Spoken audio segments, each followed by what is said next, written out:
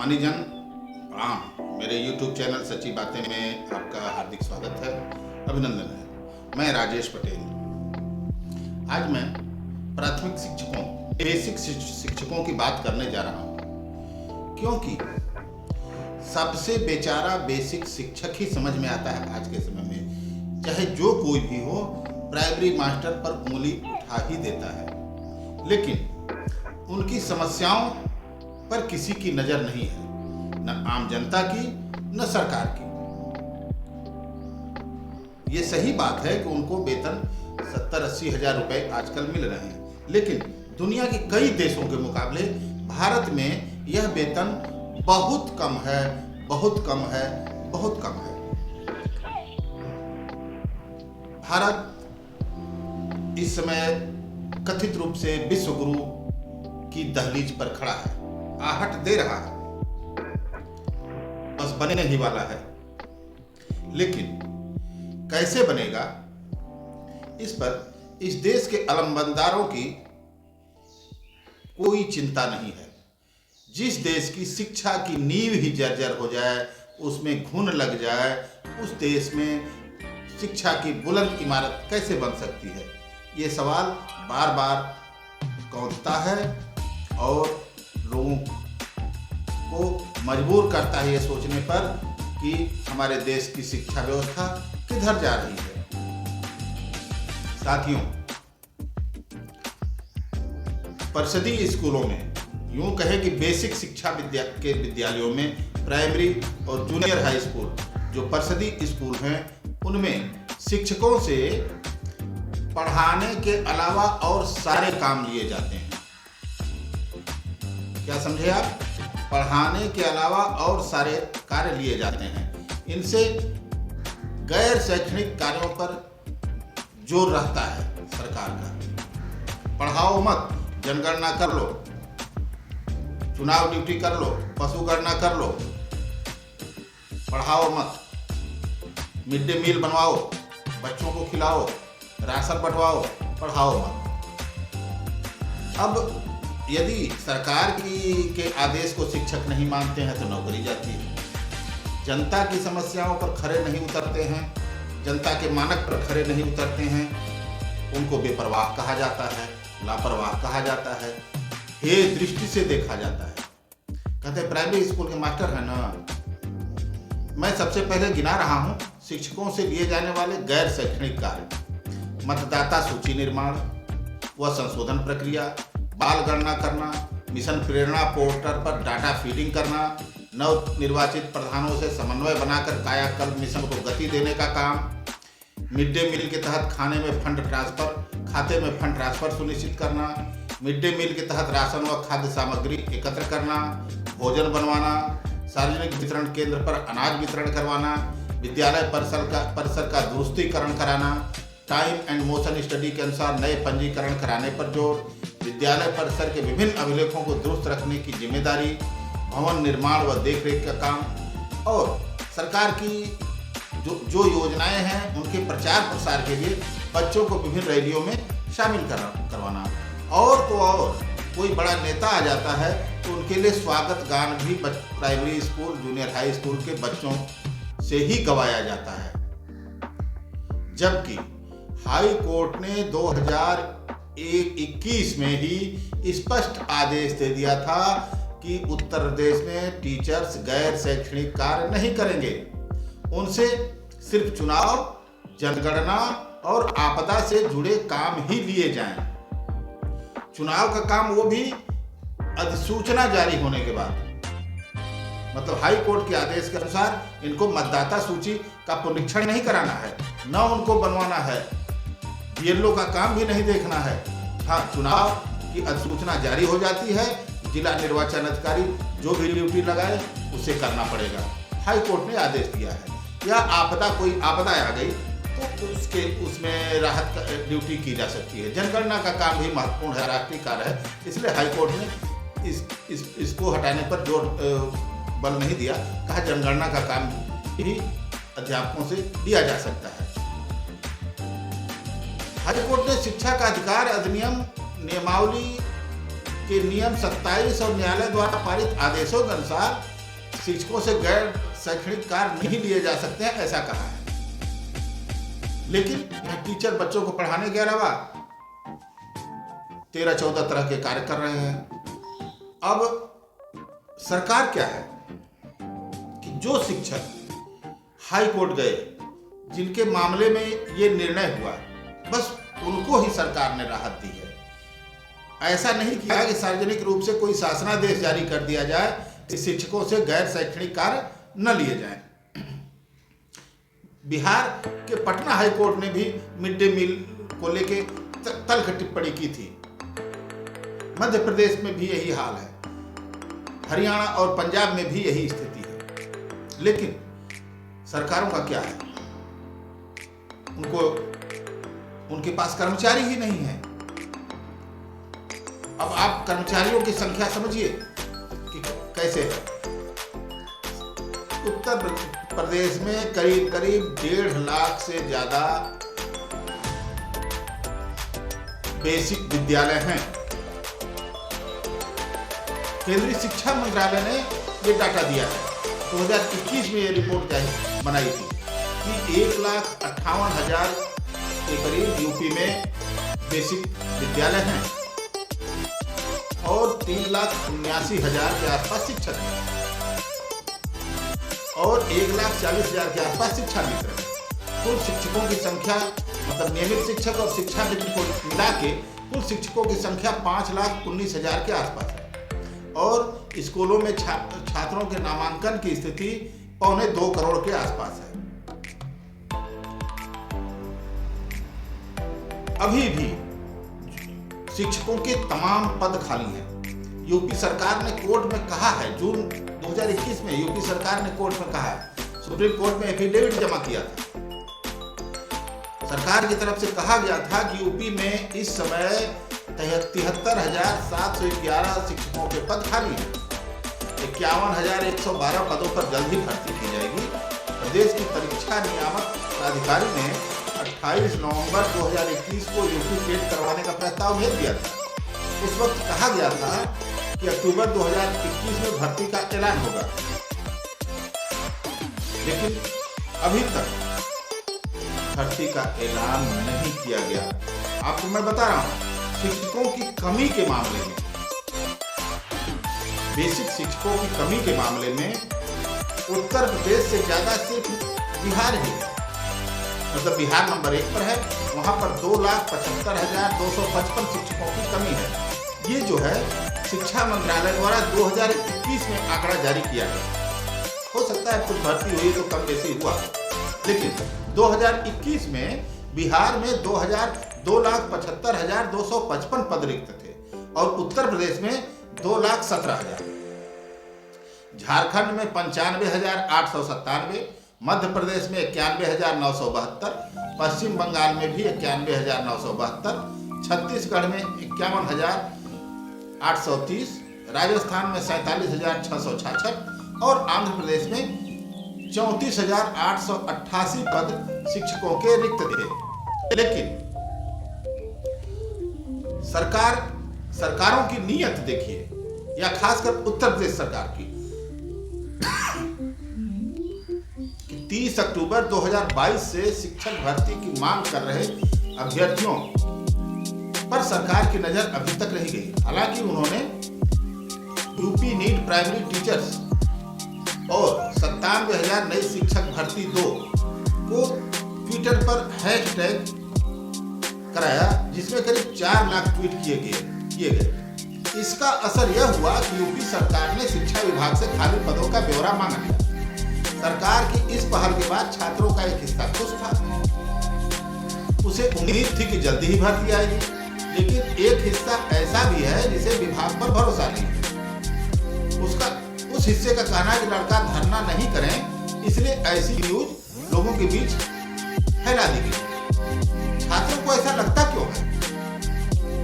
आइए सिलसिलेवार तरीके से मैं आपको बता रहा हूँ। 24 दिसंबर 2021 को उस वक्त के शिक्षा मंत्री, उत्तर प्रदेश शिक्षा मंत्री सतीश द्विवेदी ने 17,000 शिक्षक भर्ती का ऐलान कर दिया। ऐलान के 14 दिन बाद ही आचार संहिता लग गई, चुनाव बीत गया। दोबारा सरकार बन गई, शिक्षा मंत्री बदल गए, लेकिन अब उस भर्ती का कोई जिक्र नहीं होता। हाँ, जब जब कोर्ट ने डंडा चलाया है तब यूपी में शिक्षकों की भर्तियां हुई। 2017 के बाद यूपी में 2 बार शिक्षक, दोनों ही सुप्रीम कोर्ट के आदेश से हुई। कैसे हुई? सुप्रीम कोर्ट के आदेश से 25 जुलाई 2017 को सुप्रीम कोर्ट ने 1,70,000 शिक्षा मित्रों के समायोजन को असंवैधानिक बताते हुए रद्द कर दिया। इसमें करीब 30,000 टेट पास थे, इसलिए वो सब सहायक अध्यापक बने रहे। सुप्रीम कोर्ट ने आदेश दिया कि जल्द 1,37,000 पदों पर भर्ती की जाए। सरकार ने पहले 68,500 और फिर 69,000 पदों की भर्ती निकाली। कुछ भर्ती हुई, आरक्षण की बात बोलने के 69,000 वाले में कुछ पेच भी था। इसके अलावा कोई भर्ती नहीं। हालांकि सरकार के पास खाली पदों का ब्यौरा पहले से मौजूद है, ऐसा नहीं है कि नहीं उसके पास कितने पद खाली हैं यही नहीं पता है। पिछले साल कोर्ट में सरकार ने बताया था कि यूपी में कुल 73,711 पद खाली हैं। इसमें 52,317 पद प्रधानाध्यापक के खाली हैं।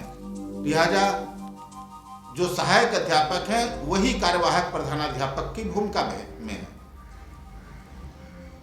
जून 2021 में उस समय के केंद्रीय शिक्षा मंत्री रमेश पोखरियाल निशंक ने लोकसभा में देश भर में शिक्षकों की कमी को लेकर जो आंकड़े रखे थे वो चौंकाने वाले थे। उन्होंने बताया था कि देश भर में 10,60,139 शिक्षकों के पद खाली हैं। इनमें 2,17,481 पद और खाली होने की बात कही गई। जून 2021 के बाद यूपी में 69,000 शिक्षक की भर्ती हुई। ऐसे में अगर खाली पड़े पदों की संख्या घटाएं तो अब भी 1,48,000 पद यूपी में रिक्त हैं। हालांकि 69,000 भर्ती में से केवल 60% को ही नियुक्ति पत्र जून 2021 के पहले बांटा जा चुका था। अब आते हैं आम जनता की अवधारणा। एक तो जो बीटीसी हैं, बीएड हैं, वो टेट भी कर लिए, उनको भी गारंटी नहीं है कि उनकी नौकरी शिक्षक के रूप में लग ही जाए। ऐसे बच्चे साधारण घरों के हैं, किसानों के बच्चे हैं, मजदूरों के बच्चे हैं। इसके बावजूद यही तबका बेसिक शिक्षकों को काबिल समझता है या इस तरह का एटमॉस्फेयर, वातावरण क्रिएट कर दिया जा रहा है कि प्राथमिक और बेसिक शिक्षकों के बारे में लोगों का परसेप्शन अच्छा न रहे। प्राइमरी स्कूलों में सुविधाओं का अभाव, शिक्षकों के ऊपर वर्कलोड ज्यादा, ये सब देखते हुए पढ़ाई जहां प्रभावित होती है, लोगों का मन सरकारी प्राइमरी स्कूलों से खिन्न हो जाता है। वे अपनी गाढ़ी कमाई का मोटा पैसा, पसीने की कमाई का पैसा निजी और कॉन्वेंट के रूप में जो शिक्षा की दुकानें खुली हैं उनमें खर्च करने को विवश है। एक छोटा सा एनसीईआरटी की 6 या 8 किताबों का सेट 300 के आसपास रुपए में मिलता है सरकारी।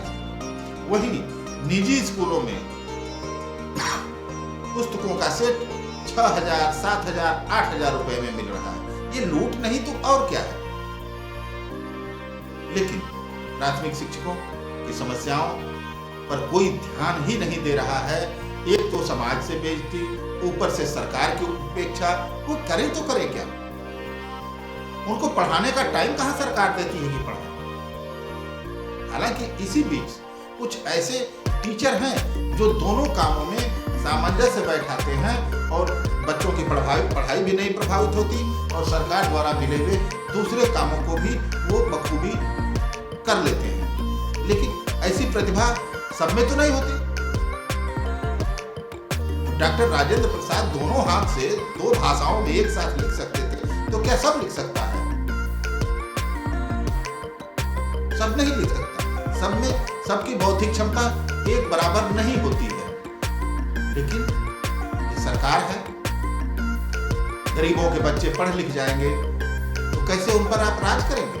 लिहाजा या तो गरीबों को जो कमा रहे हैं थोड़ा बहुत, उसे फालतू में दूसरी जगह निजी स्कूलों में खर्च करा दीजिए और प्राइमरी स्कूलों की शिक्षा व्यवस्था को चौपट कर दीजिए, ताकि न वो पढ़ेंगे न आगे बढ़ेंगे, न सोचने समझने की उनमें समझ विकसित होगी। वही आगे चल के आपका वोट बनते हैं। शिक्षकों की कई मांगे हैं, बार बार ज्ञापन दिया जाता है सरकार को, लेकिन जो सरकार हाई कोर्ट की नहीं सुनती वो शिक्षकों की क्या सुनेगी? हाई कोर्ट ने आदेश दे दिया है, एक बार फिर मैं बता रहा हूँ, 2021 में ही जुलाई में, कि शिक्षकों से जनगणना, चुनाव और आपदा के अलावा कोई और कार्य न लिया जाए। लेकिन सरकार कर क्या रही है? पढ़ाने के अलावा सारे काम ले रही है। आप पढ़ाओ और कुछ मांगो मत।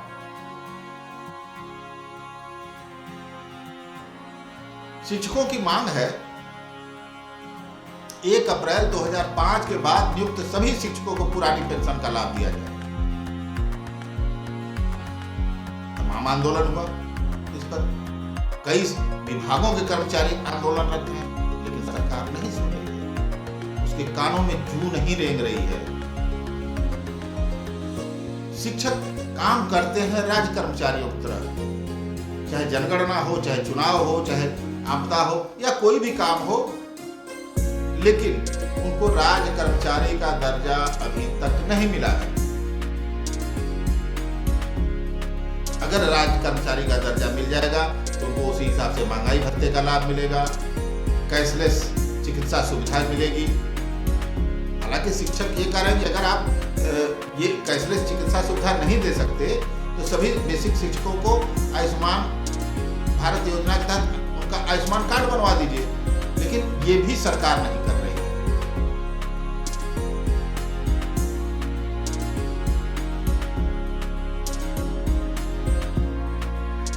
इसके अलावा और शिक्षकों के साथ जो दोहरी नीति अपनाई जा रही है, जो सौतेला व्यवहार किया जा रहा है, यदि दूसरे किसी विभाग के कर्मचारी को दूरस्थ या जंगली इलाकों में तैनात किया जाता है तो उनको अलग से भत्ता दिया जाता है। इसी तरह से शिक्षकों की भी मांग है कि ग्रामीण क्षेत्रों के दूरस्थ विद्यालयों में जो शिक्षक कार्यरत हैं उनको 5,000 रुपए प्रोत्साहन भत्ता दिया जाए। मांग जायज है, लेकिन सरकार नहीं सुन रही है। सामूहिक बीमा की धनराशि की सीमा बढ़ाकर 10 लाख रुपए करने की मांग है, लेकिन इसे भी सरकार नहीं सुन रही है। शिक्षकों से सभी ऑनलाइन कार्य, प्रशिक्षण, डीबीटी आदि कार्य आदि के लिए संसाधन उपलब्ध कराया जाए। और अभी तक ऐसा हुआ है कि बिना संसाधन के दंडात्मक कार्यवाही का भय दिखाकर सब काम जबरदस्ती कराया जा रहा है। क्या बोला जाए? सेवा काल में वृद्ध शिक्षकों को उनकी शैक्षिक योग्यता के अनुसार नियुक्ति प्रदान करने की मांग भी शिक्षक संघों द्वारा बार बार की जाती है, लेकिन सरकार कहाँ है सुनती है। भविष्य निधि खाता ऑनलाइन किए जाने की मांग है, उसके पासबुक जारी करने की मांग है, लेकिन नहीं। तमाम समस्याएं हैं, एक ही समस्या नहीं है। परिषदीय विद्यालयों के खेलों को बढ़ावा देने के लिए पूर्व से नियुक्त खेल शिक्षकों, स्काउट शिक्षकों को कुछ समय पूर्व हटा दिया। अब कैसे खेलेंगे बच्चे? स्काउट की ट्रेनिंग कौन देगा? उनकी पुनः बहाली की मांग भी की जा रही है, लगातार की जा रही। इन सब को लेके शिक्षकों ने काफी पहले, करीब 2 साल पहले 2021 में ही शासन को पूरा पत्रक सौंपा था। आज 2023 हो रहा है, चल रहा है, अभी तक कोई सुनवाई नहीं हुई। तो शिक्षक सरकार बीएड या बीटीसी कॉलेजों की कमाई को बढ़ा रही है और उसमें जो किसान अपने गाढ़े पसीने की कमाई से बच्चों को इन विद्यालयों में पढ़ा के बीटीसी बीएड की डिग्री दिलवा रहे हैं, फिर 1-2 साल तैयारी करके टेट की परीक्षा पास करा रहे हैं, उनको नौकरी की कोई गारंटी नहीं है। और जो नौकरी कर रहे हैं शिक्षक, उनका परसेप्शन इस तरीके से बिगड़ जाए क्षेत्र में, कोई उनको पूछने वाला नहीं रहे। इस तरह की पॉलिसी के चलते भारत में बुनियादी शिक्षा का हाल बेहाल होता जा रहा है। अगर समय रहते इस पर ध्यान नहीं दिया गया तो विश्वगुरु कैसे बनेगा देश? जो दावा किया जा रहा है कि भारत विश्वगुरु बनने वाला है, कैसे बनेगा? कतई नहीं बनेगा। जब तक शिक्षा की नींव मजबूत नहीं होगी तब तक विश्वगुरु बनाने का सपना दिवा सपने के अलावा कुछ भी नहीं है। साथियों, आज बस इतना ही। अगली कड़ी में मिलेंगे किसी और चर्चा के साथ। तब तक के लिए प्रणाम।